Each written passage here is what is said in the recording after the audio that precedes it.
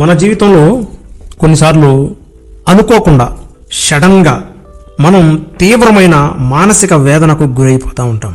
అదేంటో ఏం జరిగిందో కూడా తెలియదు.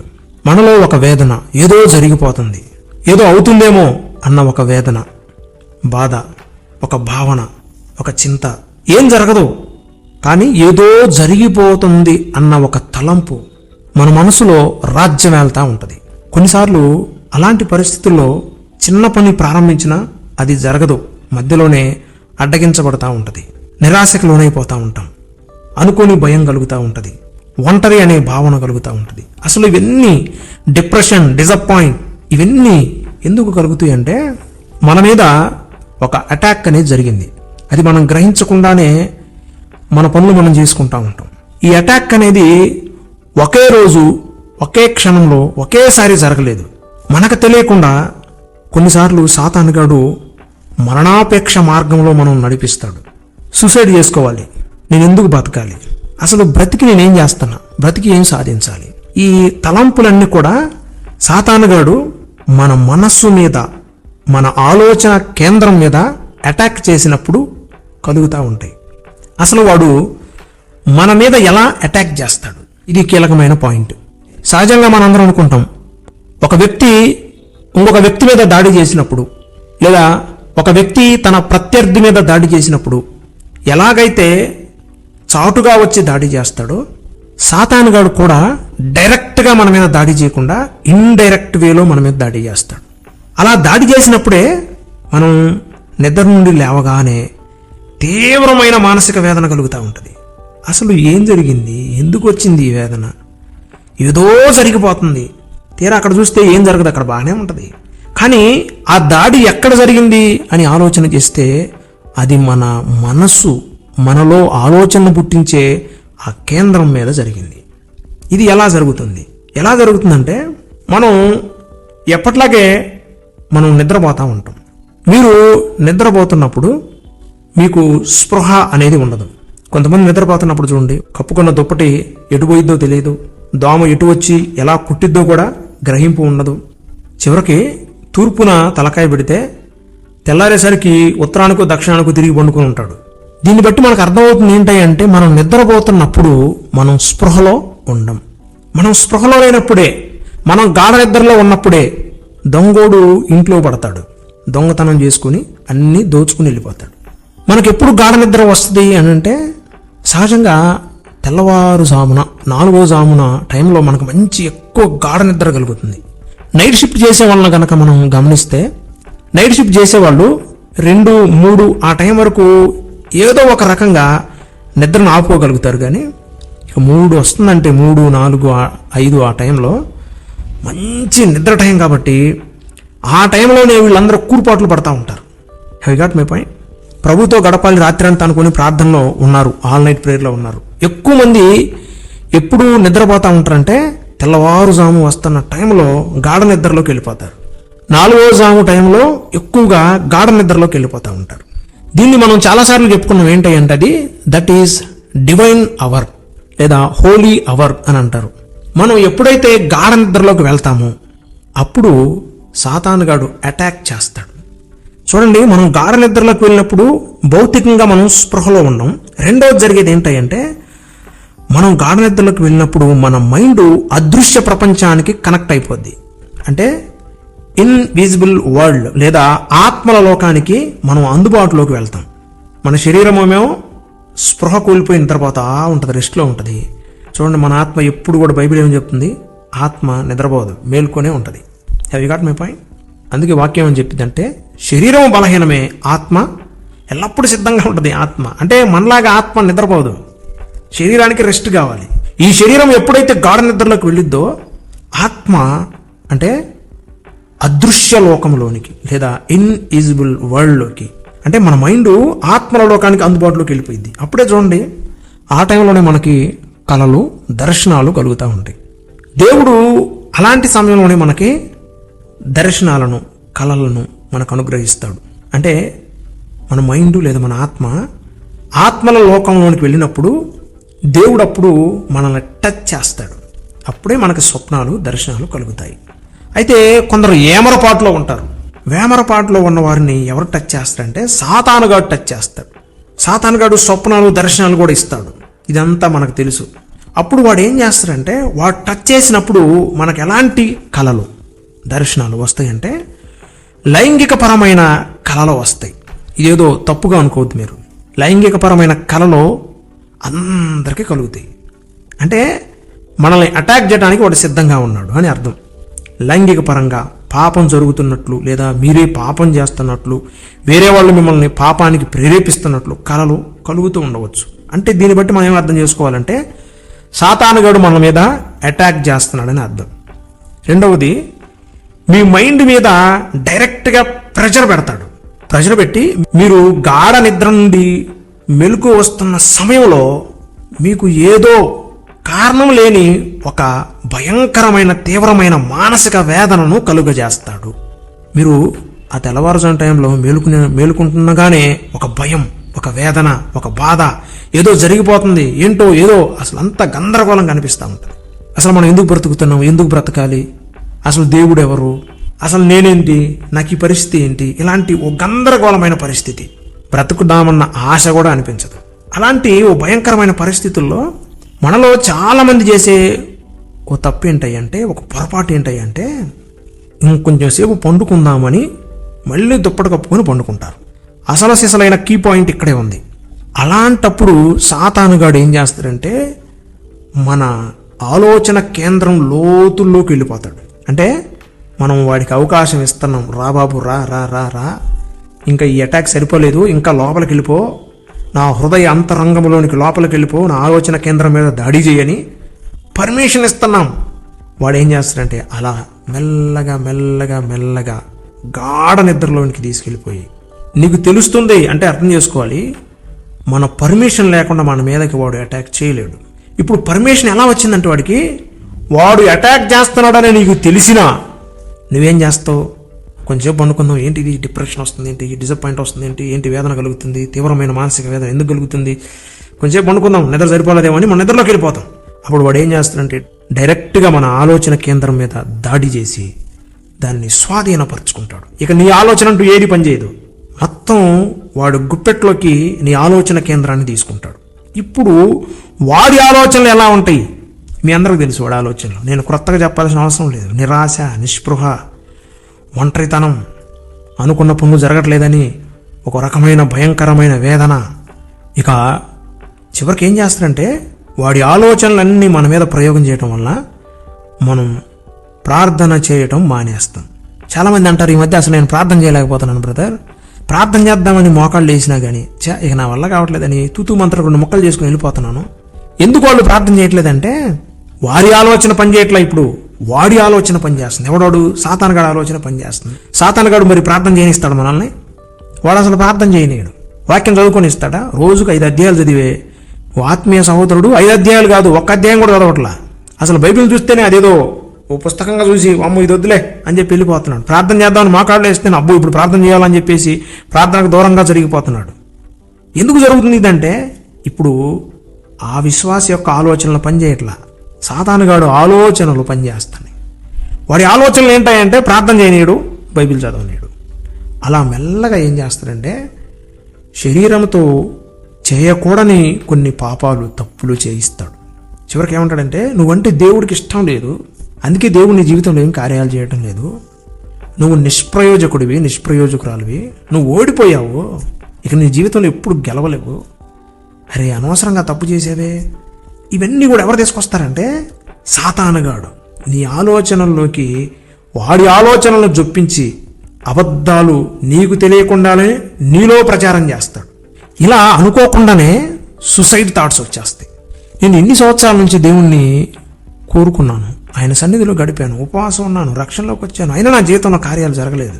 నేను ఒకే ఉద్యోగం అడిగా కదా, ఉద్యోగం కూడా ఇవ్వాల, వివాహం చేయట్లా, గర్భఫలం ఇవ్వటంలా, పైగా ఆర్థిక సమస్యలు, పిల్లలకు వివాహాలు అవటంలా, సొంత గృహం లేదు. ఇవన్నీ డిప్రెషన్స్, డిసప్పాయింట్స్.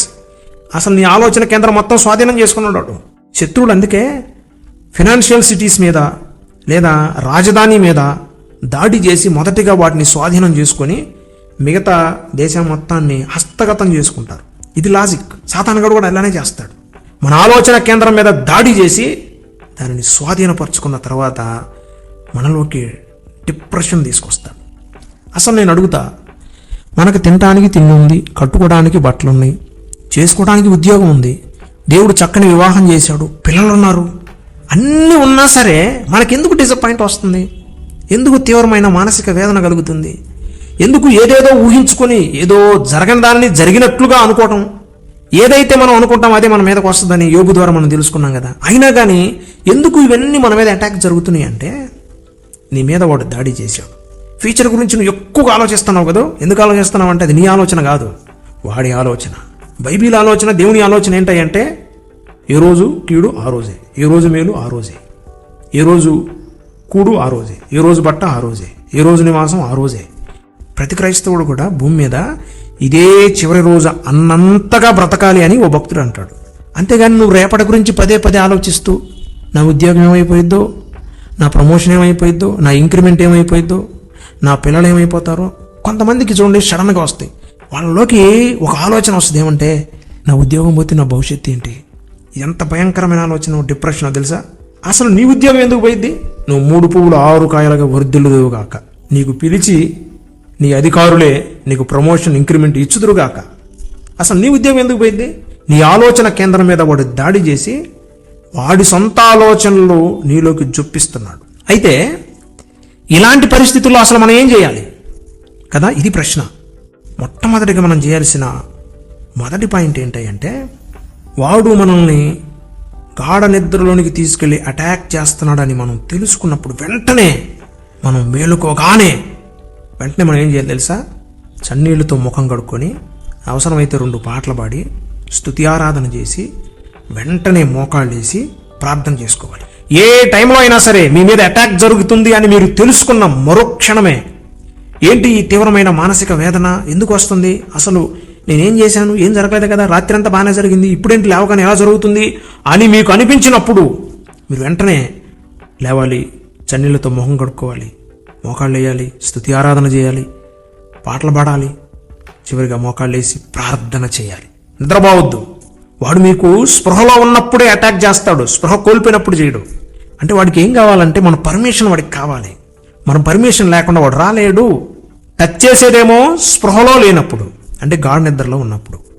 ఇప్పుడు వాడు మనలోకి వస్తున్నాడు, రావటానికి మనం పర్మిషన్ ఇవ్వాలి వాడికి. అప్పుడు మనకు వాడు ఏం చేస్తాడంటే గాఢ నిద్రలో నుండి మేలుకునేలాగా చేస్తాడు. ఇప్పుడు మనం మేలుకున్నప్పుడే మనం ఏం చేయాలంటే, ఇదేంటి నాకు ఇలా మానసిక వేదన కలుగుతుంది, ఎందుకు నాకు ఈ చెడ్డకాలం వచ్చింది, ఎందుకు ఇలాంటి లైంగికమైన కలలు వచ్చాయి, ఎందుకు నేనేదో అవుతున్నట్లు ఎందుకు వస్తుంది, ఆ మేలుకునే క్షణం, ఆ క్షణంలోనే వాడు మీ మీద అటాక్ చేస్తూ ఉంటాడు, లోపలికి దూరతా ఉంటాడు. ఫుల్ పర్మిషన్ ఎప్పుడు ఇస్తామంటే మనం స్పృహలోకి వచ్చినప్పుడు, మనం నిద్రపోతాం చూసాము మళ్ళీ, అప్పుడు వాడికి పర్మిషన్, ఫుల్ పర్మిషన్ దొరికింది, ఫుల్ యాక్సెస్ దొరికింది వాడికి. అలాంటప్పుడు మనం చేయాల్సింది ఏంటంటే, మన పర్మిషన్ ఇవ్వకుండా వెంటనే మనం మొగం కడుక్కొని మోకాళ్ళేసి ప్రార్థన చేసుకోవాలి, పాటలు పాడాలి, ఆరాధన చేయాలి. అసలు నా జీవితంలోకి ఇది ఎందుకు వచ్చింది, ఈ వేదన ఎందుకు వచ్చింది, యేసు నామమున గద్దిస్తున్నానని చెప్పేసి వాడిని, వాడి సమూహాన్ని మనం తరిమి కొట్టాలి.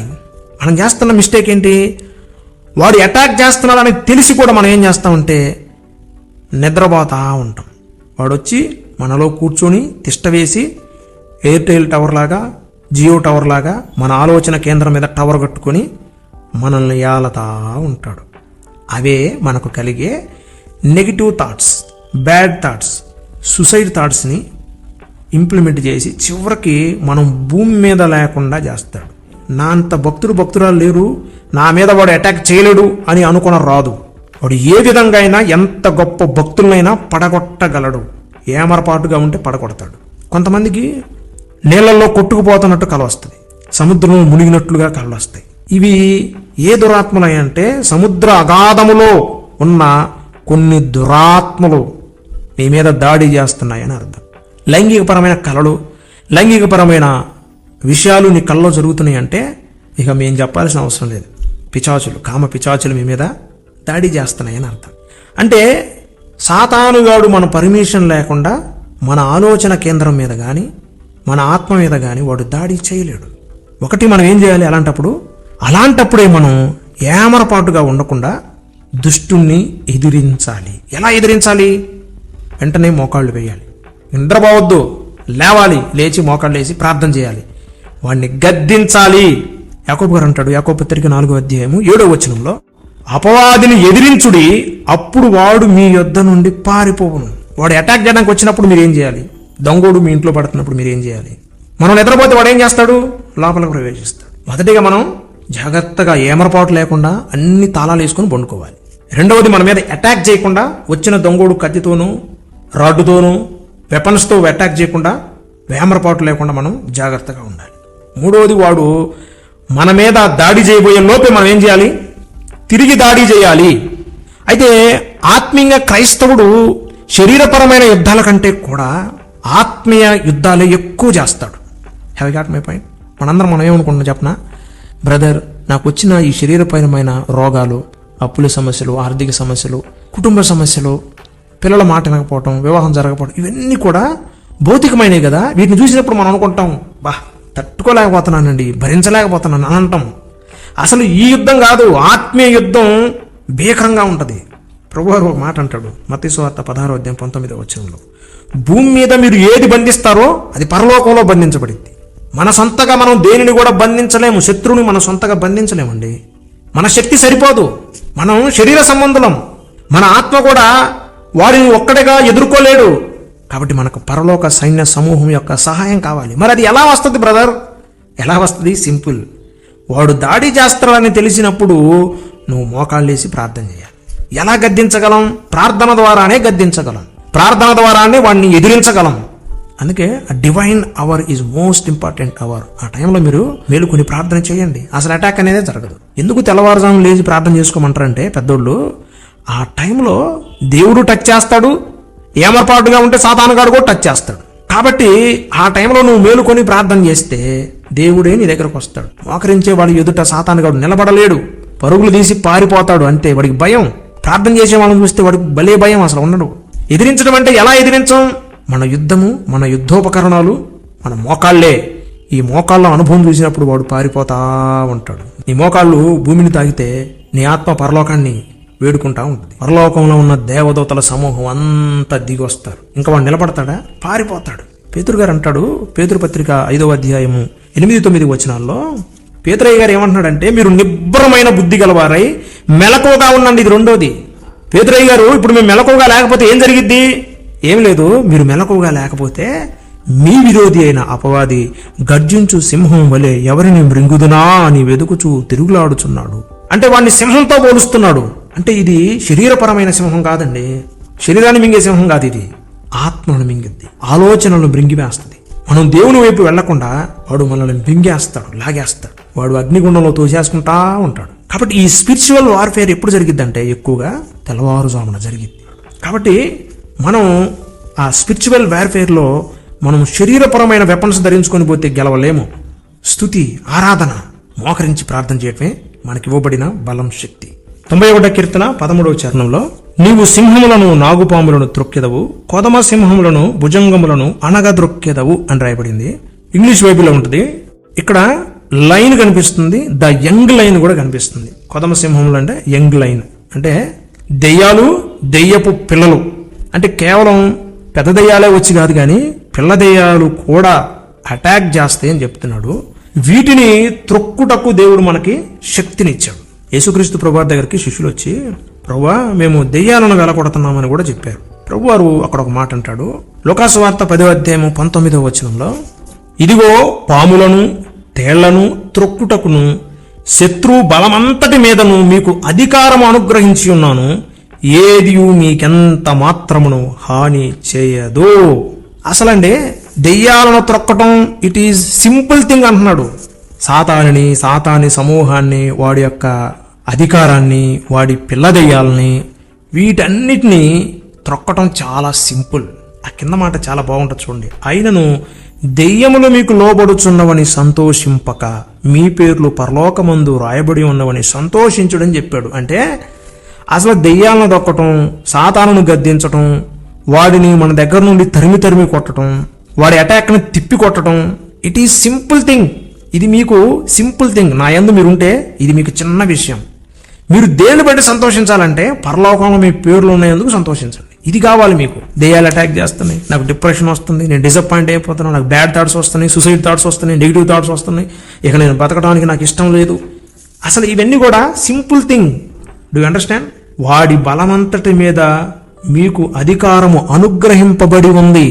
వాడి బలం కంటే మన బలం గొప్పది. మనం అందరం ఏమనుకుంటామంటే వాడు మనకంటే బలవంతుడు అనుకుంటున్నాం. దేవుడు వాడి బలమంతటి మీద మనకు అధికారాన్ని ఇచ్చాడు. మార్కు సువార్త 16వ అధ్యాయం ఉంటుంది. ఆయన ఎందుకు విశ్వాసం ఉంచేవాళ్ళంట పాములను ఎత్తి పట్టుకుంటారట.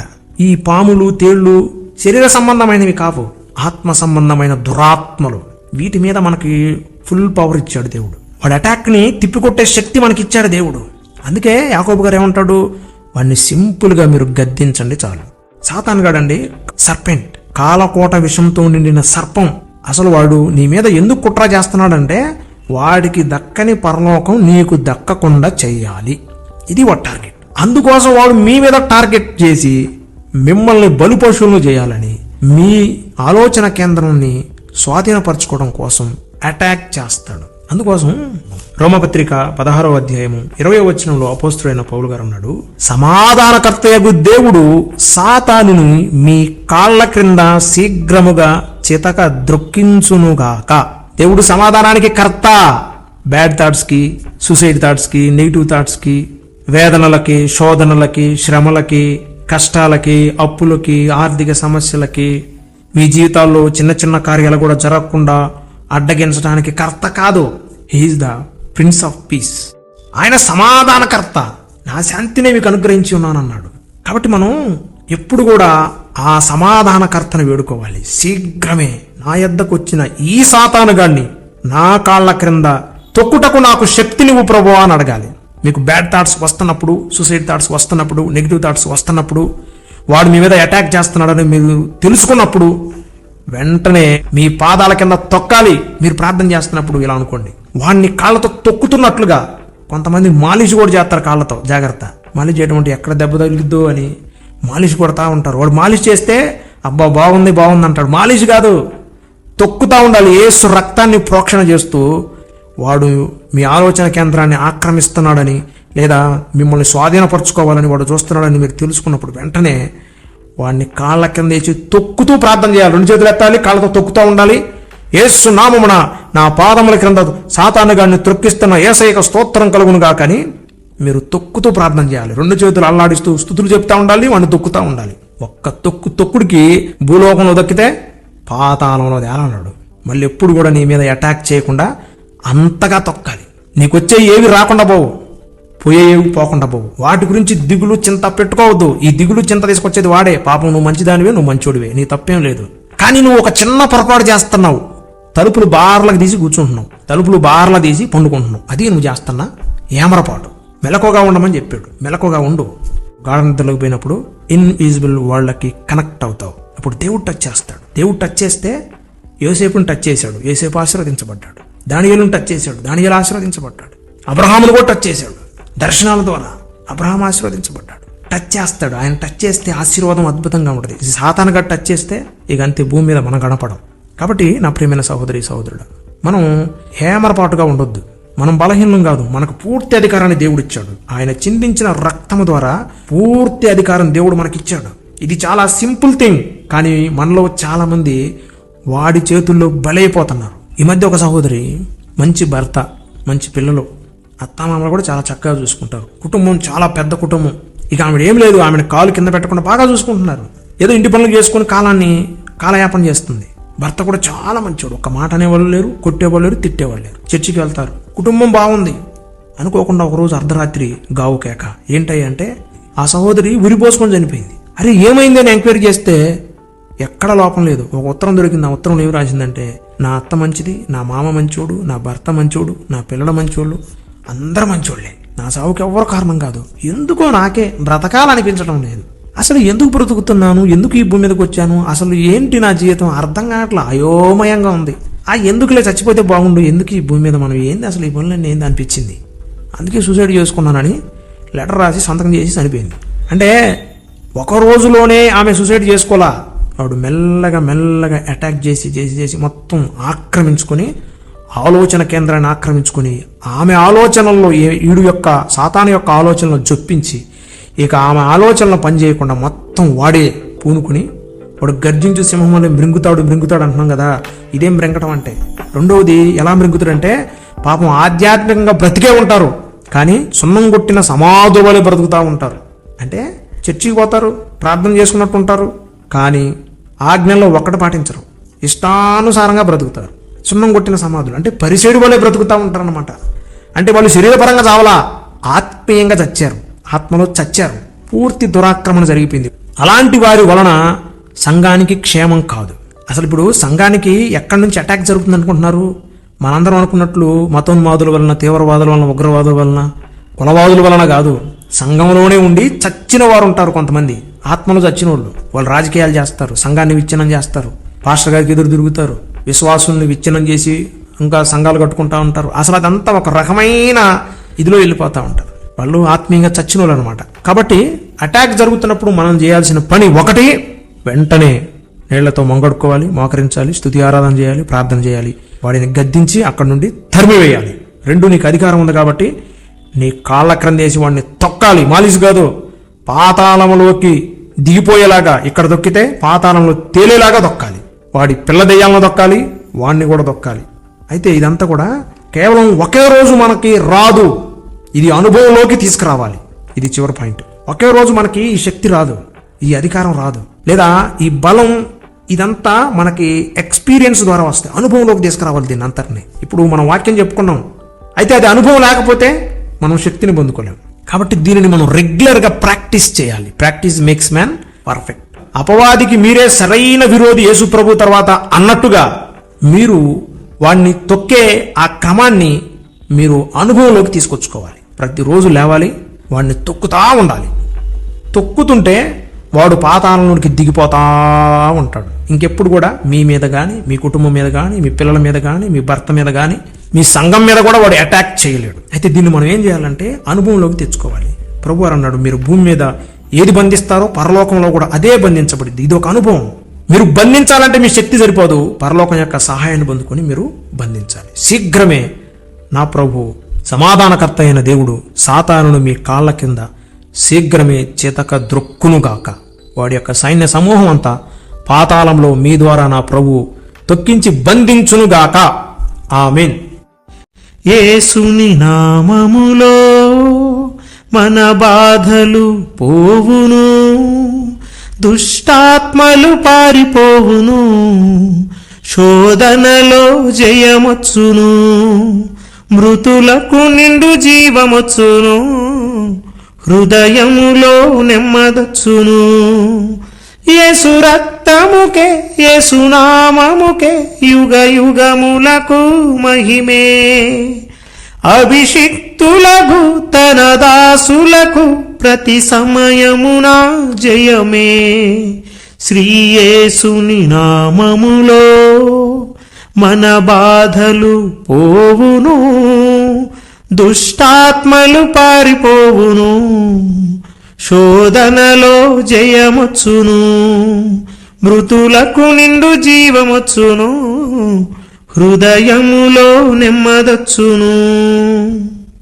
మహాపరిశుద్ధుడైన తండ్రి, మహాగణుడైన రాజా, ఈరోజు నీ వాక్యము ద్వారా నాతో మాతో మా అందరితో మాట్లాడినందుకు మీకు స్తోత్రములు.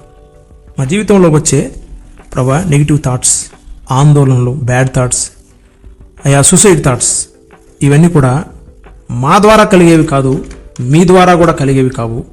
అది కేవలం సాతానుగాడు వలన కలిగేవని ఈరోజు మాతో మాట్లాడారు.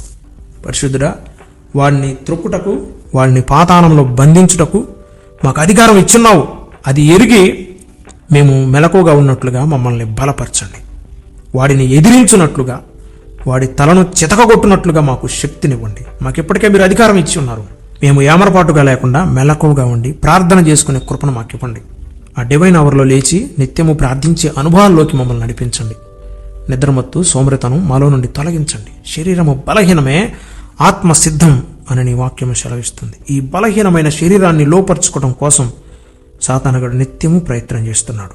పరిశుద్ధుడైన తండ్రి, మేము వాడి యొక్క ఆధీనంలోనికి వెళ్లకుండా మెల్లక్కువగా ఉండుటకు, ప్రార్థించుటకు, మొరపెట్టుటకు, వాడిని త్రొక్కుటకు, వాడిని ఎదిరించుటకు ఆయన మాకు శక్తిని అనుగ్రహించండి.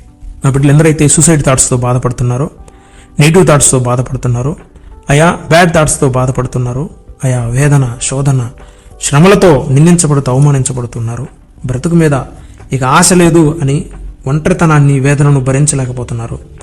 దయచేసి మా బిడ్డలతో మీరు ఇప్పుడు మాట్లాడినందుకు స్తోత్రములు. నీ వాక్యము చేత మమ్మల్ని బలపరచండి. మా బిడ్డలను మీరు బలపరచండి, స్థిరపరచండి.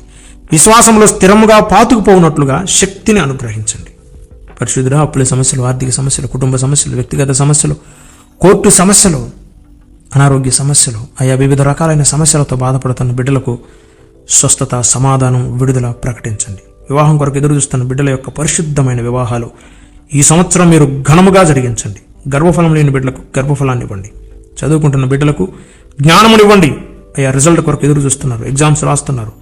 మా బిడ్డలను ఆయన మంచి రిజల్ట్ పొందుకున్నట్లుగా కృప దయచేయండి. విద్యావంతులుగా, జ్ఞానవంతులుగా, దేశాన్ని, రాష్ట్రాలను వెళ్ళే బిడ్డలుగా మా బిడ్డలందరినీ ఆశీర్వదించండి. విధవరాండ్ర ప్రక్షాళన వ్యాజ్యమాడండి. మా బిడ్డలు ఉద్యోగాలు, వ్యాపారాలు, చేతివృత్తులు, వ్యవసాయం చేసుకుంటున్నారు. ప్రభువా బలపరచండి, స్థిరపరచండి. ప్రమోషన్స్, ఇంక్రిమెంట్స్ మా బిడ్డలకు ఇవ్వండి. బిగబట్టబడిన ప్రతి కూలి, బిగబట్టబడిన అయా ఎన్నో నెలలుగా బిగబట్టబడిన శాలరీస్ యేసు నామమున మీరు విడిపించమని అడుగుతున్నాం. బలహీనులను బలపరచండి, రోగులను స్వస్థపరచండి. యుద్ధాలు జరుగుతున్నాయి. మా బిడ్డలు అనేక మంది ఆయా దేశాల్లో ఉద్యోగాల నిమిత్తం వెళ్ళారు. గల్ఫ్ దేశాల్లో, ఇజ్రాయెల్లో, ఇరాన్లో, ప్రభు అమెరికాలో, వివిధ ప్రాంతాల్లో ప్రభు ఉద్యోగాల నిమిత్తం వెళ్ళారయ్యా. మా బిడ్డలు అక్కడ క్షేమంగా ఉండటకు కృప దయచేయండి. తిరిగి ఇండియాకు కూడా వచ్చినట్లుగా కృప దయచేయండి.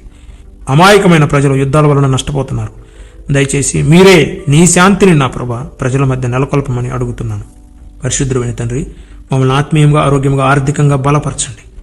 అయా విశ్వాసంతో ఉండటకు కృప దయచేయండి. శీఘ్రమే సాతానుగాన్ని, వాడి యొక్క తలను చెతకగొట్టే శక్తిని మాకు అనుగ్రహించమని అడుగుతున్నాం. శోధనలో నుండి విడిపించండి, కీడు నుండి తప్పించండి. మాకు విరోధముగా రూపింపబడిన ఏ ఆయుధం వర్ధిల్లకుండా యేసు నామములో లయము చేయండి. నమ్మకంగా, యథార్థంగా పరిచర్య చేస్తున్న బిడ్డలందరినీ దీవించండి.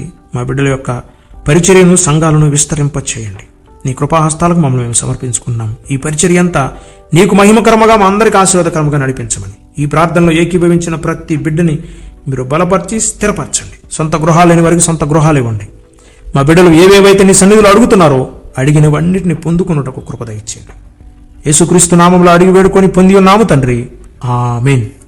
మన తండ్రి అయిన దేవుని ప్రేమ, ఆయన కుమారుడైన ప్రభు అయిన యేసుక్రీస్తు వారి దివ్యకృప, పరిశుద్ధాత్మని అన్యోన్య సహవాసము కూడి వచ్చిన మీకును, మీ కుటుంబాలకును, ఈ ప్రార్థనలో ఏకీభవించిన మనందరికీ, సకల పరిశుద్ధులకు, సార్వత్రిక సంగమునకును సదాకాలము తోడయుండి నడిపించునుగాక. ఆమేన్.